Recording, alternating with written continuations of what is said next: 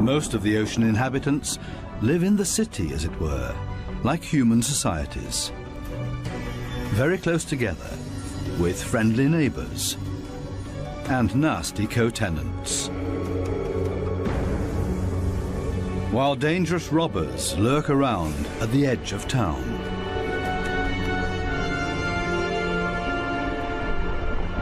To assert yourself here, you have to be equipped with all kinds of tricks and clever strategies, or lie and cheat.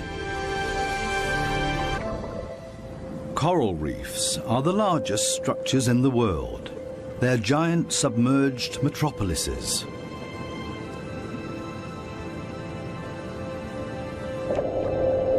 Millions of different inhabitants live in these cities, a universe with coral palaces and soaring towers.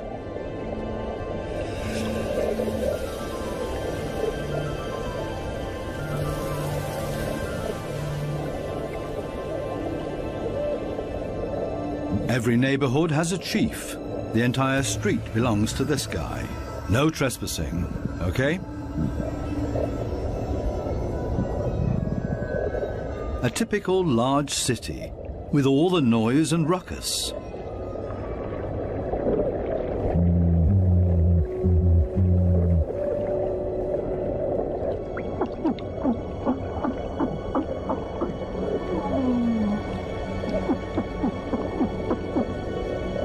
Even this little porcupine fish bleats around. It creates this sound with its swim bladder.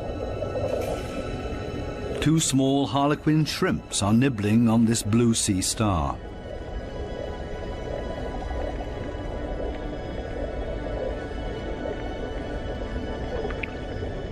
If someone else shows up, he will catch hell.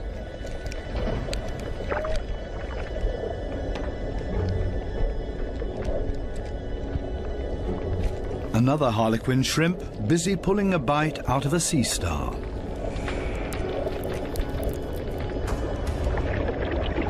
Moray eels in disagreement.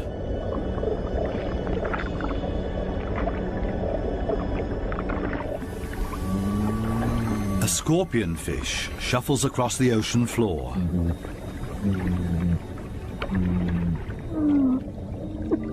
Everything and everybody makes a lot of noise.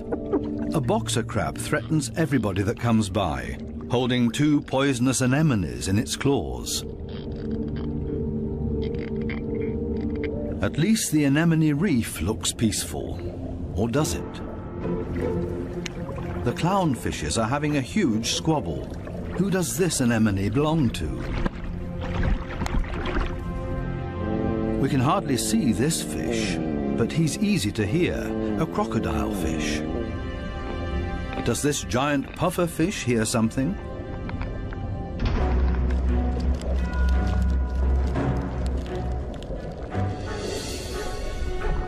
It's a ray that's getting away. A dispute amongst the members of the cichlid family. Who is stronger, and especially who is louder?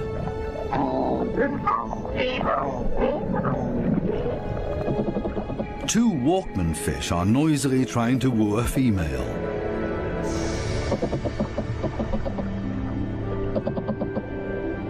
Big city noise everywhere, especially when a large structure is being torn down. Everybody lives in their own way in this noisy metropolis. Some hover above it all, but others are more down to earth and literally live in the coral sand. These goat fishes, for example, they plow through the ocean floor and catch smaller animals between their teeth. They use their barbels like a dowser. With them, they can detect even the weakest electric fields that point them towards small prey.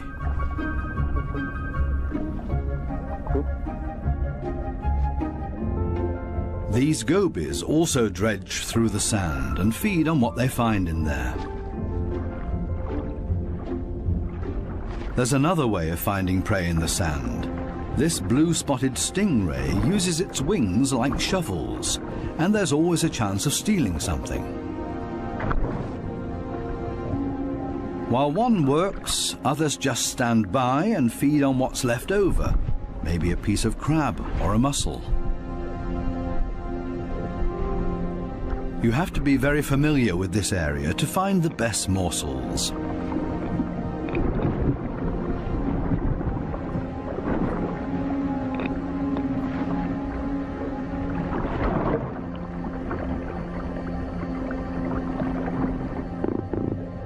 This triggerfish uses a strong stream of water. The fish blows away the sand to unearth whatever is hidden inside it. Others are quick to steal whatever they can.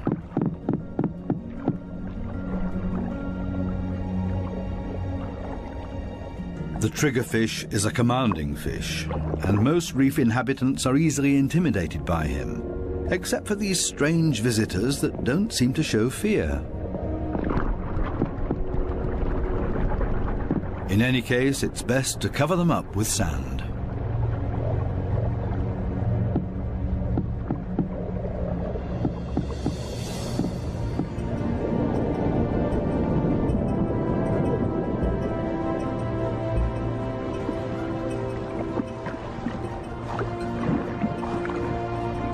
It's not easy for a small fish in a big city. There's always somebody with bad intentions. And you have to be extra careful not to get swallowed, like these moon wrasses, for example. So it's always safer for the smallest among the reef inhabitants to show up in schools. It's difficult to keep an eye out for only one little fish, and as a result the predator often grabs blindly at nothing and comes up empty. To show up in a big mob is always safest. Others are easily distracted at the sight of so much prey all at once. This easygoing giant pufferfish would never have a chance here anyway. Being part of a school of fish is always the best protection from predators. The slow ones are being ignored. No danger here.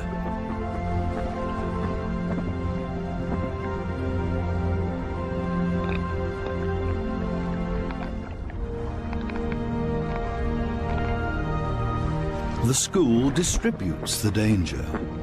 If there are 1,000 fishes, any of them can be the target, and 999 are going to be just fine.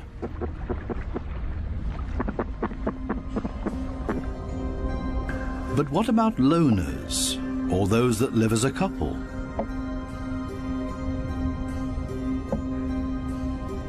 Seahorses, for example, camouflage themselves to look like the coral branches they're holding on to.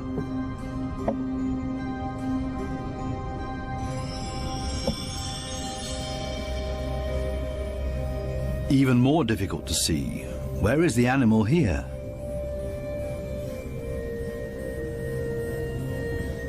Only the eye betrays this trumpetfish's camouflage.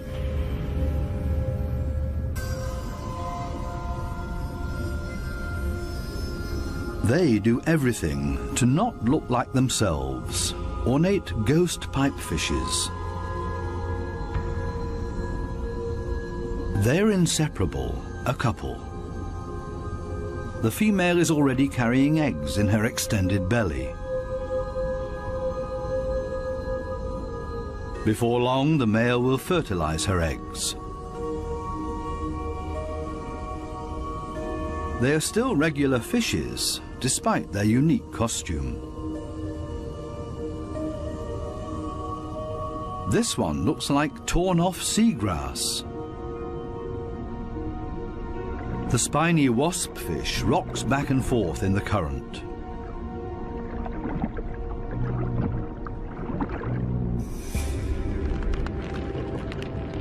Not a monster, but ingenious camouflage. A spider crab that's decorated its head with a sponge. This will deter any predator.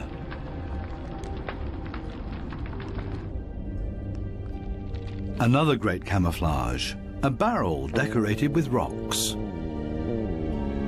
Only the movement of the gills betrays this stonefish.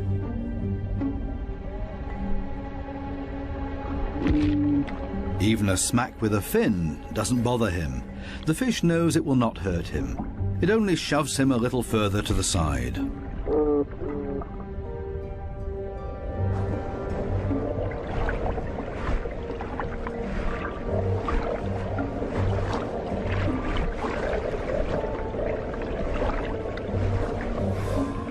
Similarly tough are its cousins, the scorpion fishes. They lie there as if dead, especially when others around them freak out. And even when moray eels fight with lionfishes for food.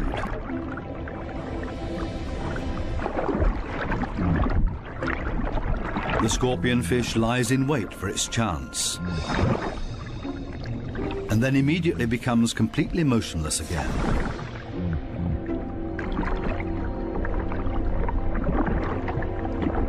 The only difference is that it raises its dorsal fins with the poisonous barbs inside, is completely still but now also armed.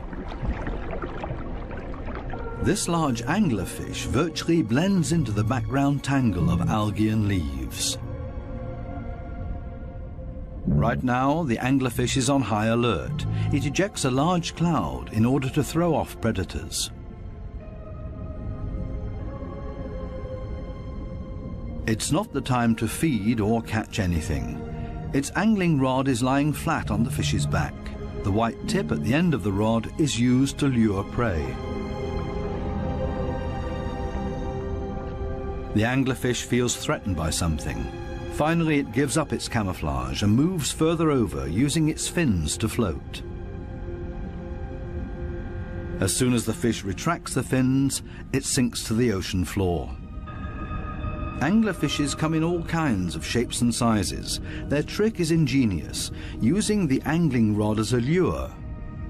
And every curious little fish becomes dinner. Many animals, including ocean inhabitants, communicate with a mixture of sounds and behavior. Everybody has to look out for their own survival in this metropolis of ocean inhabitants. But it seems maybe not quite everybody does it by themselves. The partner goby has come to an agreement with two pistol shrimps. The goby keeps an eye on things while the shrimps keep maintaining their hole. Larger rocks at the entrance are ideal for securing it.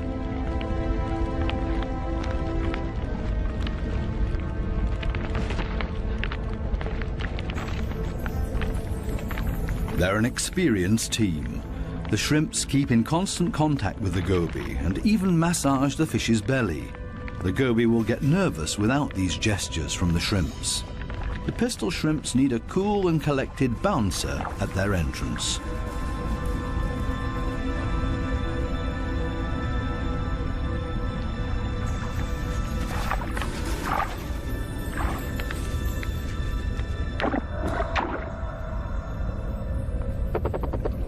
Teamwork. This is where the anemones settle with their poisonous tentacles. Whoever gets caught by those will pay for it dearly or lose their life.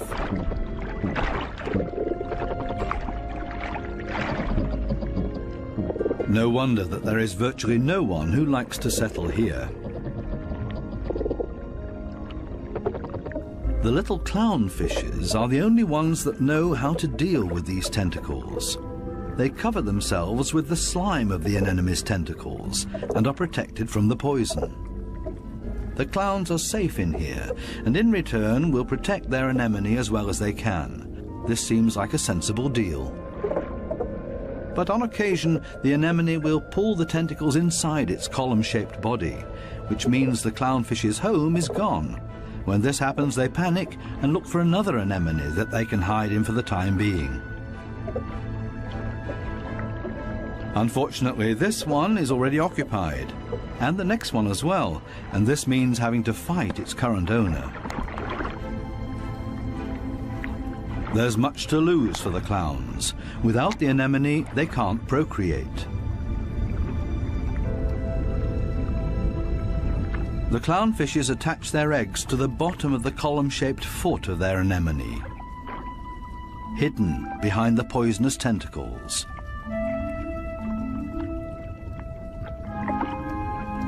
Both male and female tend to the eggs. They fan fresh water on them. The eyes of the babies are already clearly visible. The clowns are very protective of their eggs.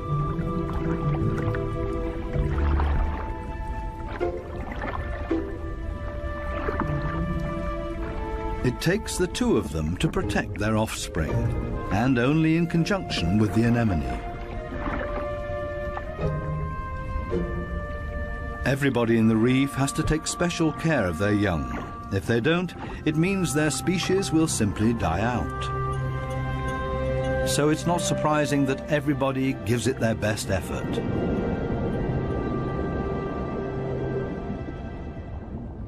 This triggerfish has hidden its offspring in a small hollow in the sandy ocean floor, and this means having to constantly protect this open egg site. On occasion, they blow and fan the eggs, but mostly they keep an eye out for predators. This means grave danger. One of the sea urchins is wandering straight towards the nest. The eggs have to be protected at all cost, but how? The triggerfish seems to consider the alternatives.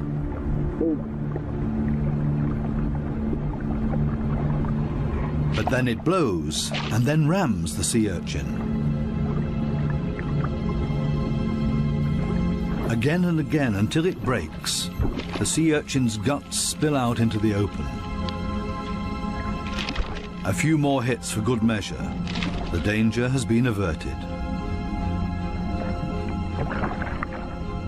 Everything else is easy.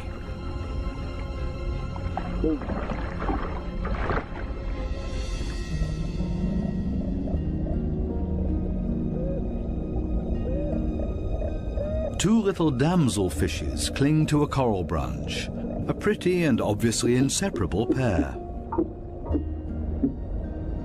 They appear to have something important to do.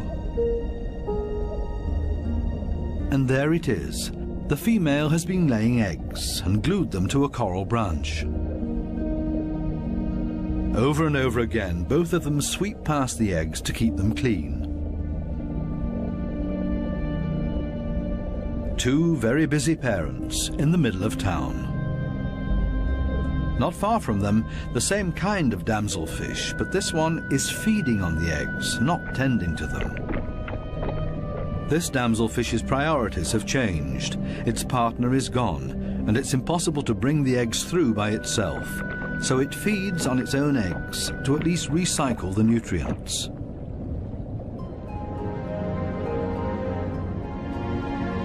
There are many different strategies to give one's offspring a good start. Some are surprisingly easy.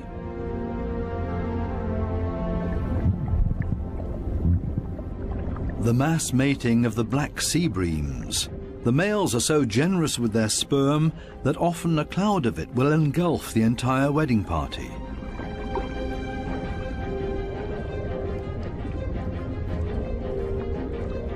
Countless couples and constantly in motion. A predator would have a hard time to find its bearings in this schooling behavior.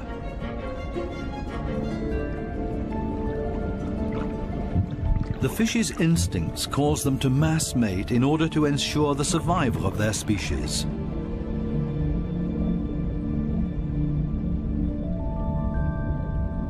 Cardinal fishes have their own clever means of child protection.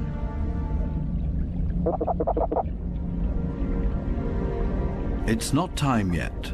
The couple are still flirting and courting with each other, going around and around.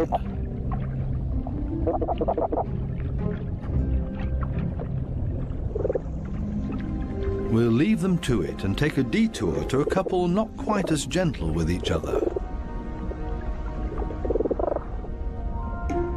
Monkfishes live in groups, and their nests are very close to one another. As a result, all the fishes are alerted to a predator nearing their nests.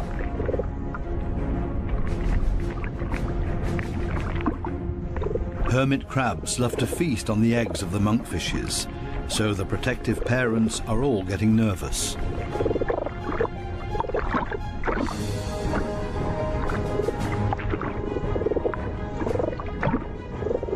The hermit crab is still far enough away and currently busy with something else. The hermit crab's best defense is its house that it carries around for protection.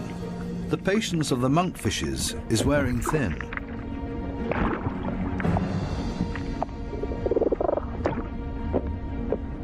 Now everyone attacks in order to bowl the crab away from their nests.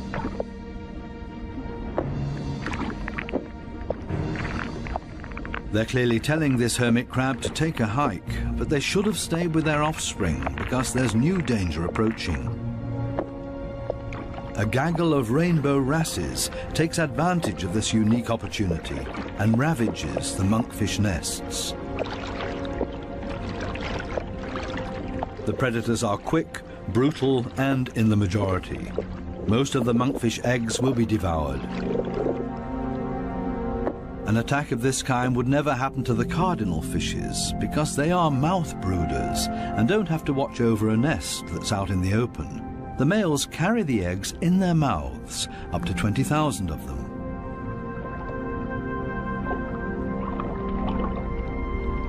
A mobile nursery. They're safe here in their father's mouth, unless, of course, he gets eaten.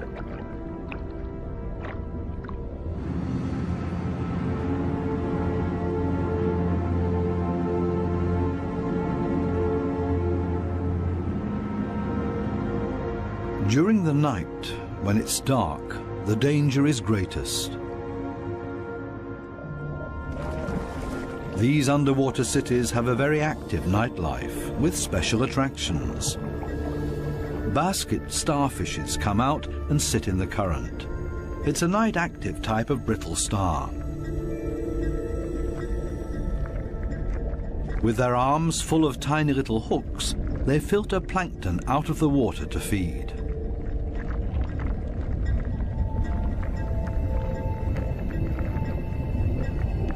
A very elegant feather star.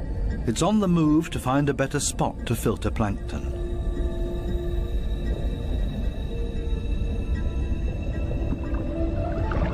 This Spanish dancer is even more graceful and elegant than the brittle stars. It's a type of nudibranch.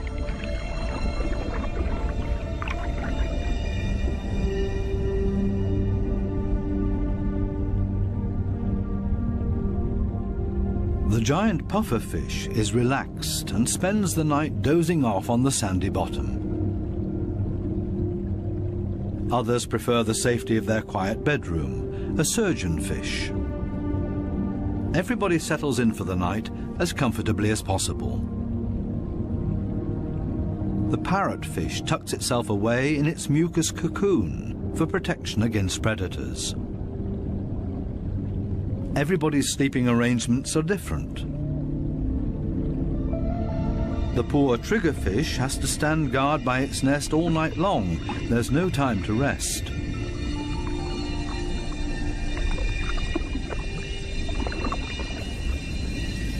Some of the predators are quite soft-footed. A cone snail has spotted a small fish.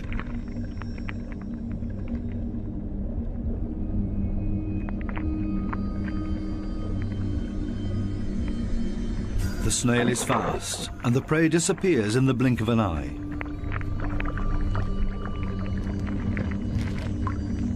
The night is still young, and still full of danger and terror.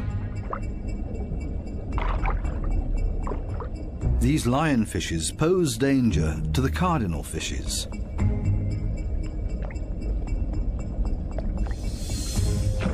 Lionfishes suck in their prey.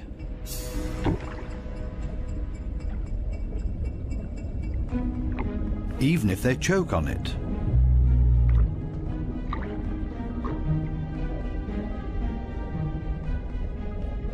They're hanging around waiting for their chance.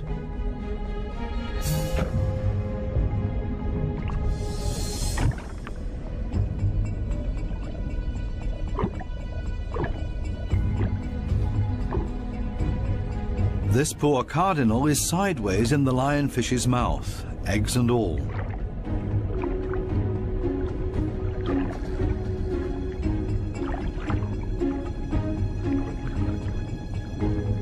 Lionfishes aren't the most elegant predators, with all their attachments and frayed fins. But this is all part of their camouflage. They're harder to see and blend into the background. Outside the reef, the lionfishes hunt as a school. They drive their prey towards one another with their fanned-out fins.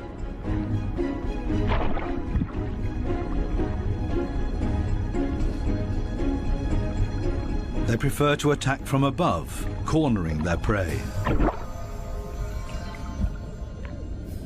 This is not a different location, just different light. These special blue lights totally change the appearance of the reef.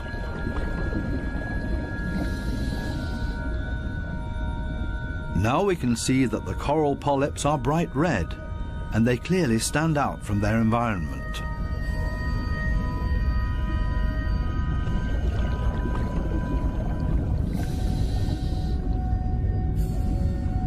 A new and fascinating perspective on the communication of many ocean inhabitants.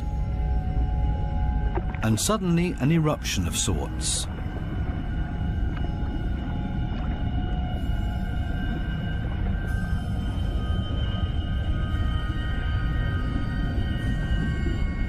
It looks like smoke, but in reality it's a type of reproduction. A carpet anemone is ejecting its sperm.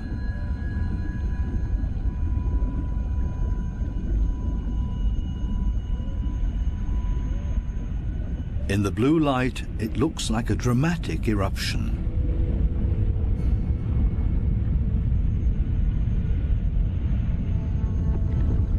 A hermit crab as a magic lantern.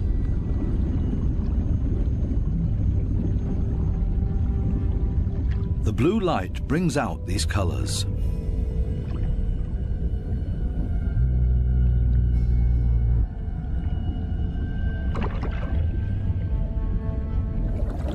An entire group of lionfishes on a food foray.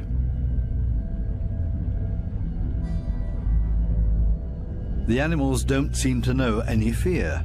It seems that they're well aware of the poison they carry in their back spines. They even use the light of our dive torches to their advantage. There's no nightly rest to be had here.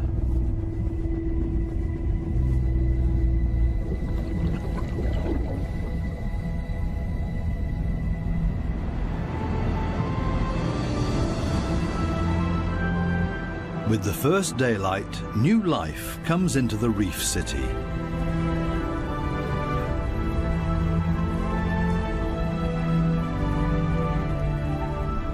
They all seem to start going again, ponderously with armored fins.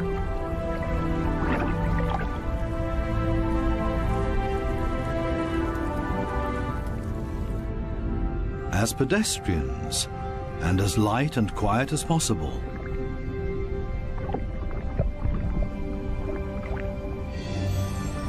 Mother and daughter, elegant and synchronous. Some have to hustle along on 10 legs.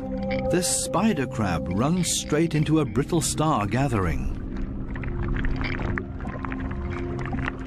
A giant smash-up in the early morning. Wildly flopping around, everybody tries to get away.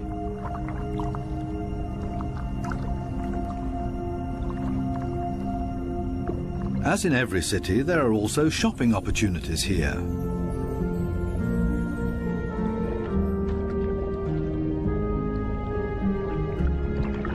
This moray eel knows her shops well. She rushes to her favorite store every morning.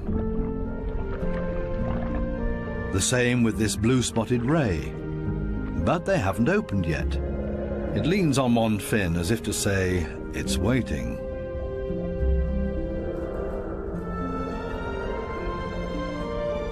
Similar problems in a branch further up. These sweet lips are also waiting to be tended to. Here they come, a little late this morning. The small cleaner wrasses are starting to open their shop and are hungry. They're ready to rid their customers of parasites. This ray is also being served. It likes to have its gills cleaned. This is a barter business. One side gets cleaned, the other fed. A very fair deal. Clownfishes seem to be excluded from this business because they can't leave their anemone. In their case, the cleaner fishes make house calls.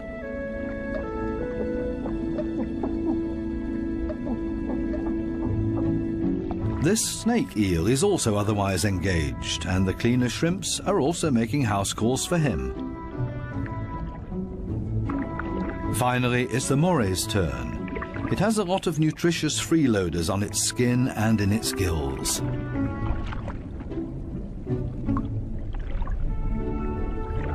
All of a sudden, the cleaners leave. Why?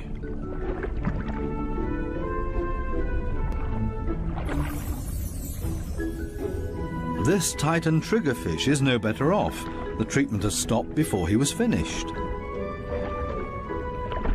The cleaner fishes have new customers, clients that have never come to see them before, and they're now being preferred over old customers.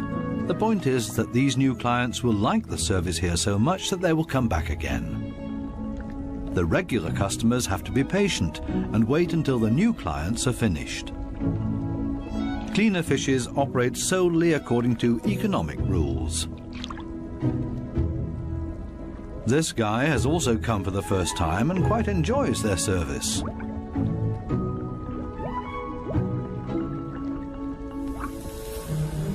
Sometimes it's too much of a good thing, though. This small black-spotted puffer just wants to look around and is not asking for a cleaning at this time. It swims away quickly and clearly annoyed. It's time to go back to the regular customers before they get impatient and leave for good.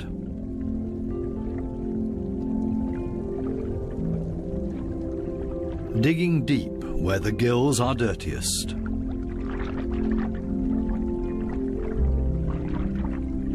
One last time through the mouth, and it's as good as new, and the teeth squeaky clean.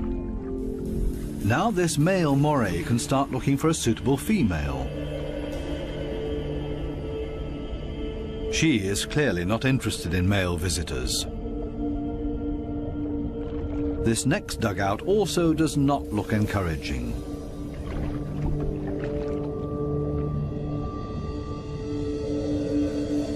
These two have already found each other. A strange pair with a triggerfish as roommate. They seem to get along just fine. It's difficult to cut in as a stranger.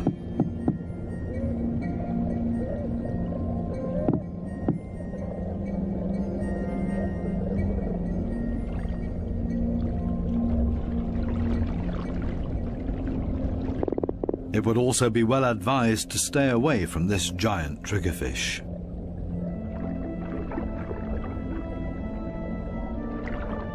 This, on the other hand, might be a different situation. It's important to be patient.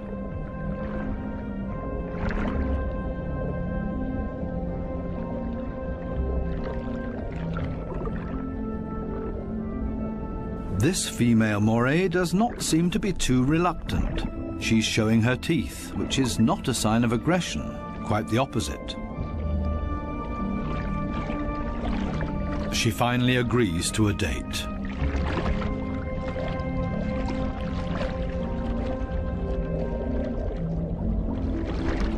The two of them are getting to know each other.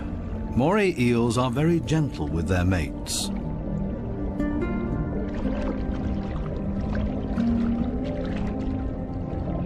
And they're good for another surprise, as partners of a phenomenal hunting party.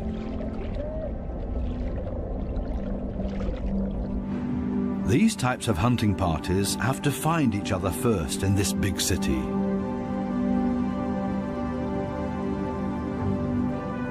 The right place for the moray and her partner. The morays cooperate with the groupers. It's not so far-fetched. The grouper hunts in the open and the moray inside the reef. The moray is able to get in between cracks and crevices that the grouper can't get to. Together, they're a strong team. A grouper that's trying to convince this moray to hunt with him. The grouper signals this to the moray by rocking back and forth and shaking for all it's worth. All for nothing. This moray doesn't understand and stays in its cave.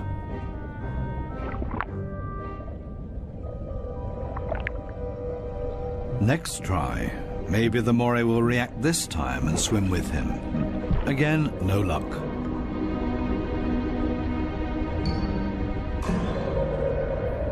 Finally, this moray seems to understand the grouper and is hungry. The grouper tilts its head and the moray accepts his invitation. Together they swim through the reef. The moray prefers to swim between the dark alleyways, and the grouper decides it's safer to stay on the main streets around the reef. This is not the right place. The grouper expected to find scared prey here. The moray takes a break and waits.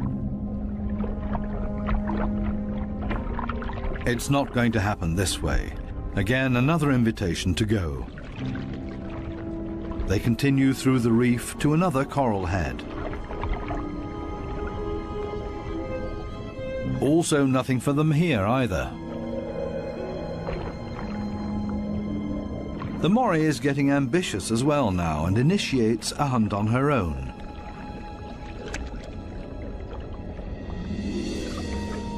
She might be better at finding hunting spots. They're successful in this next coral head, and then everything happens very quickly. The fishes are panicked, and both hunters are able to profit from that.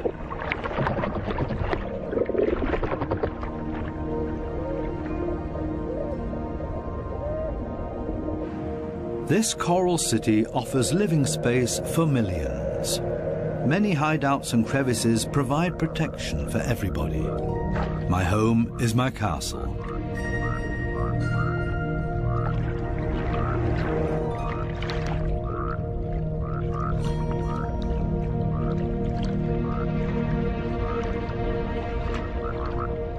While some escape between sharp corals, others curl up in a ball.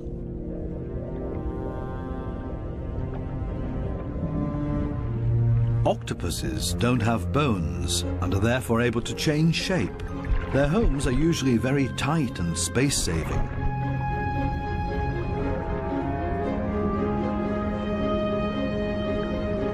They like to live a bit further apart from their neighbors because they're not necessarily always friends with one another.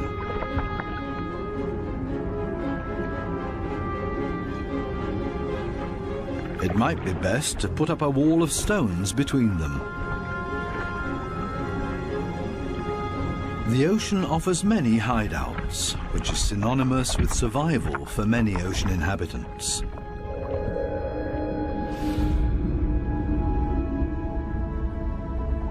There can also be hideouts that nature never intended to be there, such as this giant wreck, 240 feet deep.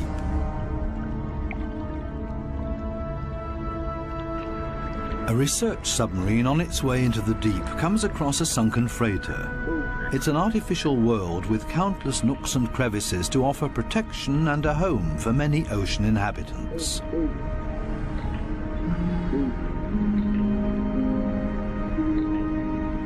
The wreck has long been overgrown with all kinds of sea life. The side of the hull has become a living wall made of corals and sponges.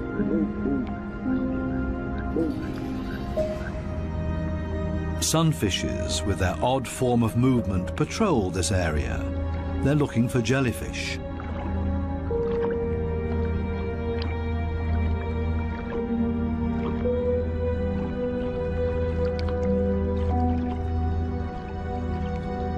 In steerage, where the current is strongest, filter feeders have found a new home, such as these sea fan corals. They feed on the tiny plankton particles, a unit that has grown together made of technical, man-made and organic structures. Even the steel anchor has grown a second skin, made of living beings. It offers these delicate creatures a solid structure to grow on. They have all made a comfortable home in this sunken world. Not even the lights of the stub disturb any of the wreck inhabitants. New life has been created out of the tragedy of this sunken ship, the ingenious, life-renewing cycle of nature. The morays are sharing a home. They seem to be exceptionally friendly towards one another. even with this conger eel as their neighbour.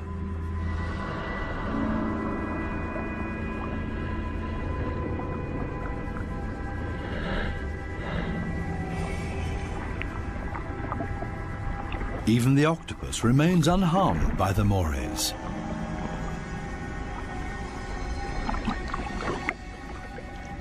A unique environment made of steel that offers many different opportunities for ocean inhabitants to use it.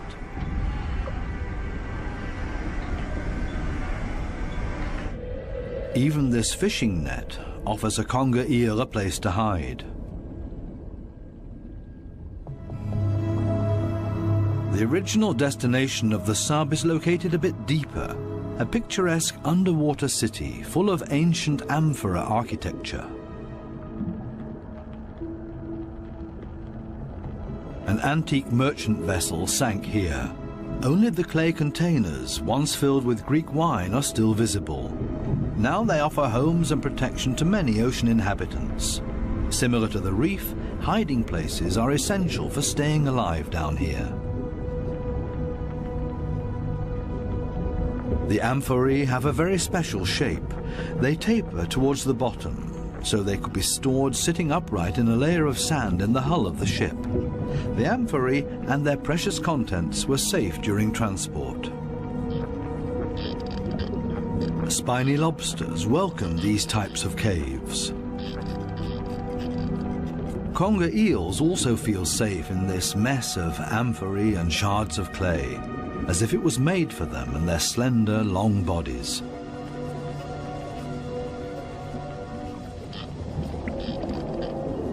The city of amphorae on the ocean floor provides countless opportunities to observe, disappear, and be unseen.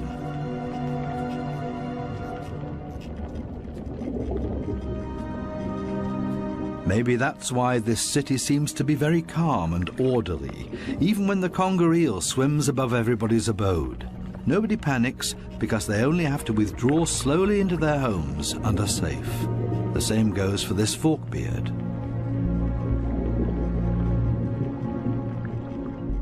The conger eel's only chance to make prey down here is to hide himself and ambush somebody. The sunfishes also don't have much luck feeding here, for the same reasons as the conger eel. On the other side of the globe, the Spencer Gulf in southern Australia. Every year, hundreds of giant cuttlefishes meet up to mate. The rocky seabed offers great holes and caves to hide the eggs.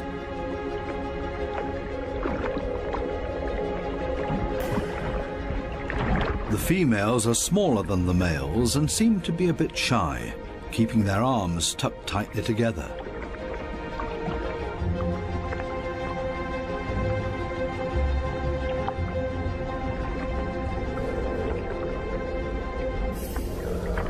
The males, on the other hand, present every bit of themselves openly to impress the females, but also other males that are potential rivals. When the going gets tough, it's always a good idea to hide behind the safety of a cloud of ink.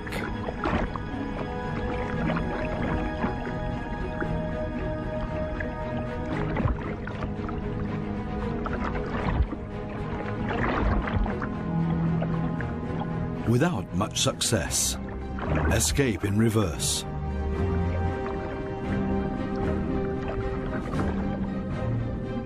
Only the strongest of them have a chance with the females. He's a winner and courts his female by changing his color to interesting stripes. She has agreed to mate with him, and they hug tightly. He deposits his sperm package into her mantle opening. Immediately afterwards, she withdraws into one of the caves on the ocean floor in order to avoid courtship from other males. A clear signal. The male is protecting his female from other rivals.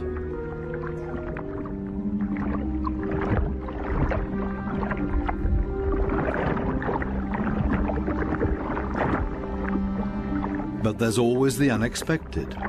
a so-called sneaker male tries to cut in. This male is much smaller and pretends to be another female by acting like one, very demure and shy.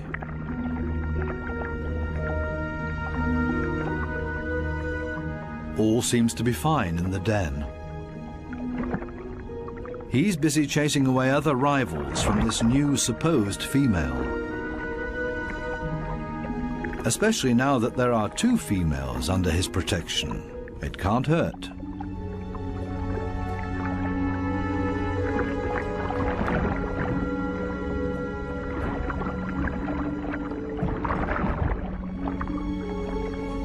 The 2 supposed females on the bottom below him are getting closer to each other, the sneaker male and the female. They mate in secret, under the protection of the strong male. As soon as the sneaker male is found out, it gets dangerous for him, but he has achieved what he came for and mated with this female. The beatings are nothing compared to the glory of his success. Intelligent strategies and tricks are essential for survival underwater and part of everyday life. A final dive into the magical world of sharks. This spot on a sandbank close to the Bahama Islands has great attraction for these lemon sharks. They come here by the hundreds, and nobody exactly knows why.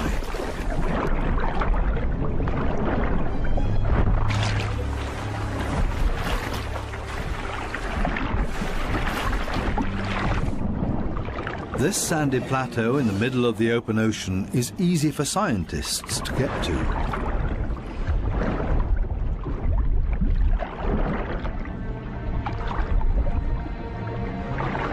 This experiment will show how sharks react to their own reflection.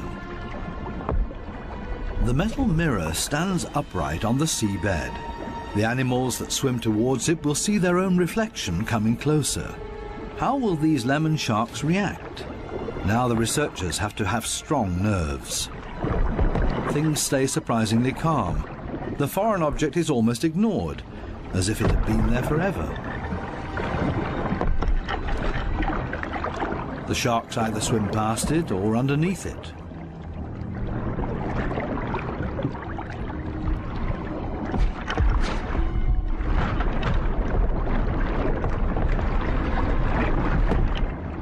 The scientists expected a bit more, and soon the sharks lose all interest in the mirror.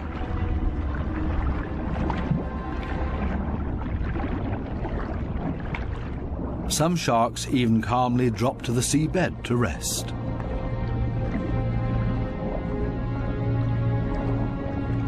The only ones alarmed by this behavior are the remoras that like to keep moving.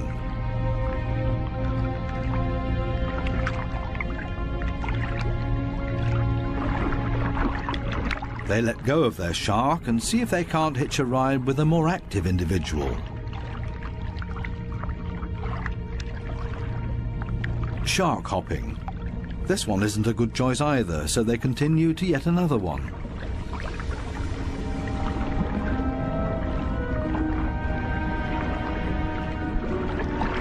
All of a sudden something happens to the mirror, and the peaceful afternoon on the sandbank changes quickly into the complete opposite.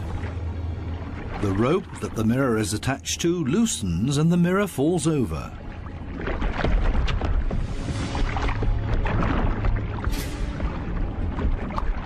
Suddenly, and seemingly out of nowhere, several sharks rush to the mirror and show great interest in it.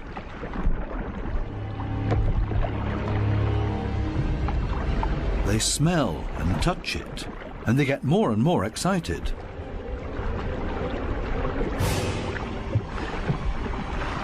What happened all of a sudden? None of the scientists have any idea how to explain this change in behavior. The animals that were calm and collected only a second ago are now completely out of their minds, and the situation quickly escalates into a mass attack on the mirror. Do they mistake their own reflection for an opponent? It's time for the divers to leave because it's not safe anymore.